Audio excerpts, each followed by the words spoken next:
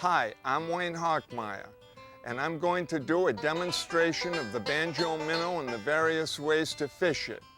But let's go to the boat first, and I will show you how to use the various products in the banjo fishing system kit and how to put them together.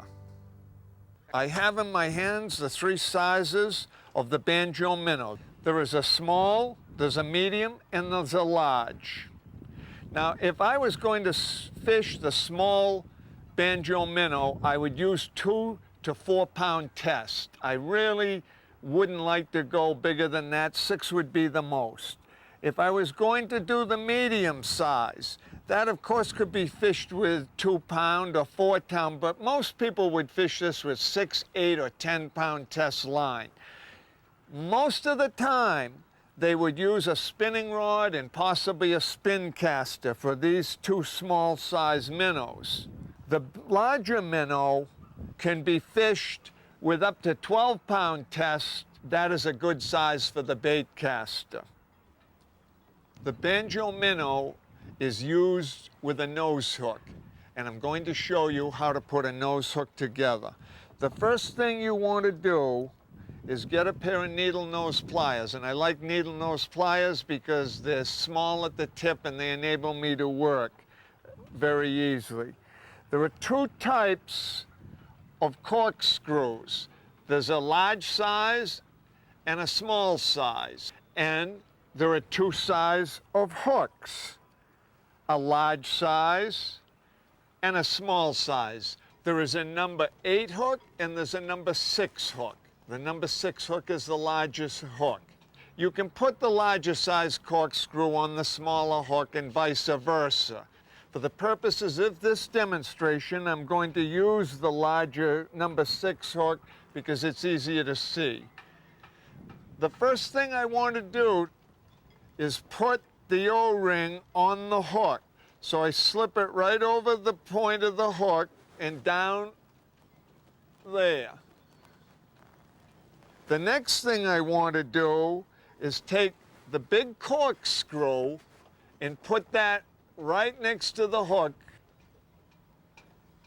right there. I want to then take a pair of needle nose pliers and close the opening on the corkscrew so that it will not come off the hook. I just pinch it closed. Next thing I want to do is put another black O-ring on the hook. I like to put the O-rings on each side to keep it in place so that the hook doesn't catch itself in the bait. Now, some people only use one on one side or the other, and actually some people don't even put them on a nose hook, but I like to help prevent the bait from hooking itself. Now that I have the hook tied to the line, I'm ready to attach the minnow. I just push it right in the front and screw it right in. And I put it sideways. The next thing I'm going to do is put on the banjo weed guard. I take the rubber weed guard and I slip it in the eye of the hook. If the opening is a little too big, I take my pliers and sometimes I just crimp it to close it a little so that the weed guard doesn't pop out. Once I have the rubber band weed guard in the eye, I take it and I put it over 2 fingers like that, and I pull it up and set it behind the barb of the hook, and I've made the hook weedless. And now I'm ready to fish. I have in my hand a number 8 banjo hook, and I'm going to now use the banjo nose weight, and I'm going to show you how to assemble it. I simply take it, stick it on, take my needle nose pliers, and crimp it shut. I make sure that it won't come off. Now I'm ready to put the minnow onto the nose weight. Put the weed guard in place, and I'm ready to go fishing. I'm now going to show you how to rig a banjo jig to use with the banjo minnow. Take one of the O-rings, slip it right over the point of the hook. This side of the O-ring, I take my corkscrew and I pinch it closed. I'm going to use a medium-sized minnow and screw it right in. But this time I'm going to leave it in the vertical position so it will look like it's feeding as it comes across the bottom like that. I don't usually put this on its side. I like it where it's a feeding minnow as it goes across the bottom. Here's a trick. Always on any hook, make sure that the hook point is below the rubber band by feeling like this. And if you are going out and you ever find it popping off, if you take a pair of pliers and just twist this down, push the hook point down so it is just below the rubber band, the lower you push it, the more weedless it is. But usually when you hook it up, it'll be just right. I'm going to show you how to put a banjo rattle together. You take a corkscrew, slip it in to the circle, and then I pinch it close so it won't come off, and I'm ready to put it into the bait.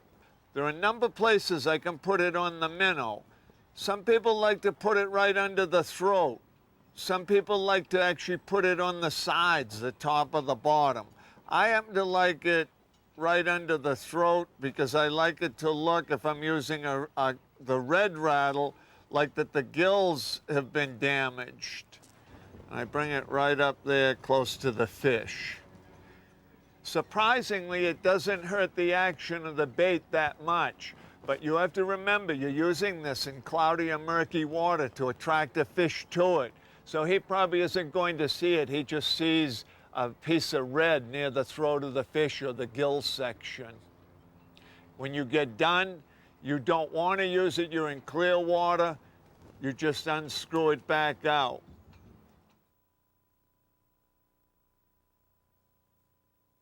In the banjo fishing kit, there's a live bait hook.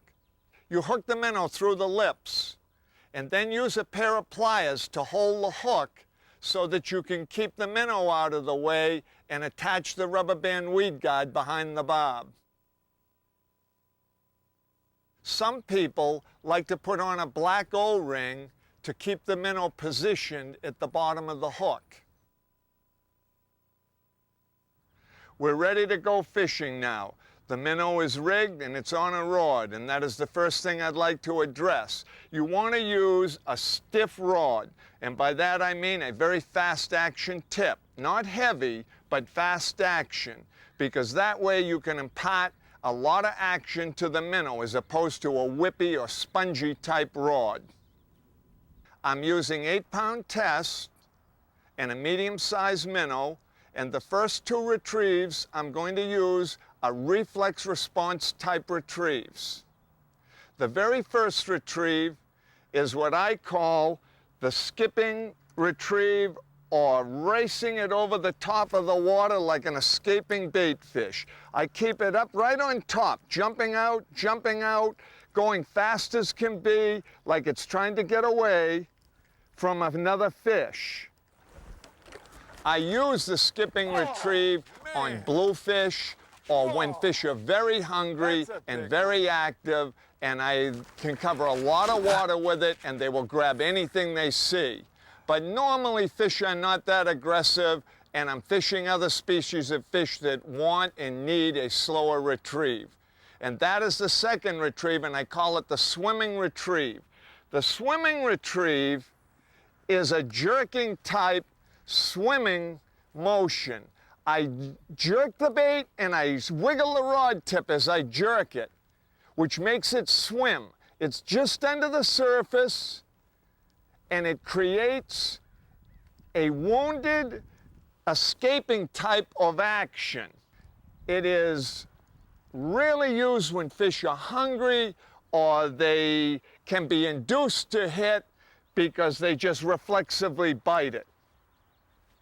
The third retrieve and the fourth retrieve are very different retrieves. They are genetic response retrieves, and they are the retrieves that other fishing lures don't do. They are a complete stop and go retrieve to create a spastic action. Now, the first one is the simplest of all, and it is probably used by more people than any of the other retrieves.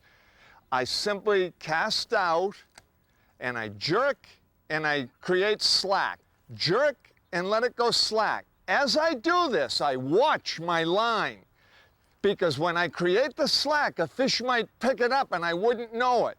You must have that lure completely go on its own, and the slack does that. As you pop it and create the slack, the lure takes off on its own and creates a very lifelike action. It's what makes this lure so different from other lures. You reel other lures. This lure, you don't really reel it. You jerk it in, and as you jerk it and create slack, you reel the line, or take the line you've created, that slack, and put it on the reel. Never just reel the minnow, because you kill that spastic action when you do that. You want that minnow to take off on its own, to go left, to go right, and to flutter die. And you can fish a fair amount of water doing this. You're creating a genetic response type movement on top of the water again and again and again, and you can cover a lot of water. But sometimes fish just won't come up. The dying crippled minnow is done like this. You cast out and you let it die. You just let it sink. And sometimes they'll pick it right up just as it's sinking, dying. If they don't, I just take the rod tip and I snap it. And I let it die. I let it die. I let it die. And I snap it. I let it die. And I snap it. If I see that line move, because I might not feel it, I reel it tight until I feel the pressure, and then I pull on it, and I reel and pull without really a hard snapping strike. With the banjo minnow and the banjo hook system, just a very long pulling strike will hook you more fish. Now, I've showed you 4 different types of retrieves: the skipping, the swimming retrieve, the crippled minnow retrieve, and the dying crippled minnow retrieve. As every fisherman knows, you have to have confidence in the bait you're using. And believe me when I tell you, the banjo minnow really does catch fish. It is a superior fishing lure. When I go fishing, the first thing I do is go high and fast. And by that I mean I want to cover a lot of water. I want to present the bait to as many fish as I possibly can. So I'm either skipping or swimming the minnow just as fast as I can do it and make it look lifelike. But if I don't get bites, I slow down. I start to slow down. So a lot of times I'll start with a skipping. I don't get bites, I'll go to the swimming. And if I don't get bites, I go to the crippled minnow retrieve, the jerk and stop, jerk and stop. But if I still don't get bites, it's noontime, it's hot, it's calm, fish aren't biting. Then I go to pure genetic response. I slow down and I go deep. And that is the key to fishing. I start high and fast, and I end at low and slow, depending on what the conditions present me with. And many days, you can be the only person catching fish because you're the only person fishing in this manner. Thanks for watching. I'm Wayne Hockmeyer for Banjo Fishing Systems. And Good luck and go out and catch a lot of big fish.